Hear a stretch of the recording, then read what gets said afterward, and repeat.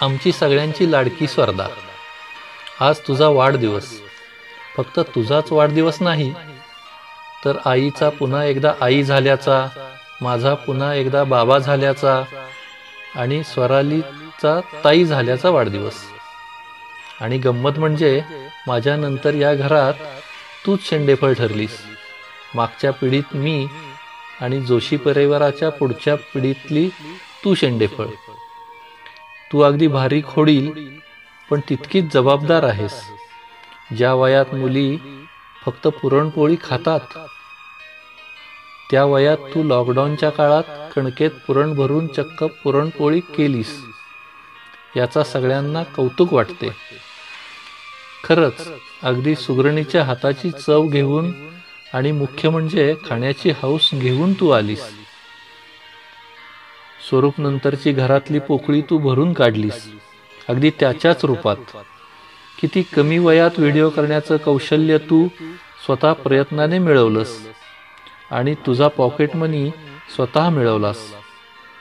याचं आम्हाला खूप खूप कौतुक वाटतं. तू लवकर आम्हाला हातभार लावणार याचा विश्वास आहेच. याबरोबर मात्र येताना वाटेत कुठं तुला कुंभकर्ण भेटला काय माहीत. कुंभकर्णाची झोप घेऊन तू आल्यानं तुला सकाळी उठवणं म्हणजे बापरे असं काम वाटतं. चायनीजच्या गाड्यासमोरून मला गाडी पळवावी लागते. डीमार्टचा साधा विषय सुद्धा तुझ्यासमोर काढायला नको, कारण तुला माहीतच आहे अगदी सॉफ्ट कारण आहे नाही का. आम्ही कितीही चिडलो तरी आपल्या मागण्यांची मागणी मागे घेऊन शेवटपर्यंत लढणारी तू आम्हाला तुझ्या याच गोड स्वभावामुळे तर जास्तच आवडतेस. आम्ही चिडलो तरी वरवर चिडतो हे तू जाणतेसच.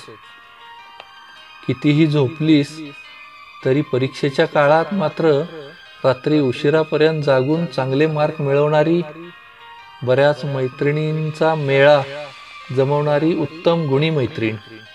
हसरी, गब्बू गब्बू पण सदैव ताईवर निर्भर असणाऱ्या स्वर्धास वाढदिवसाच्या अनेक अनेक शुभेच्छा.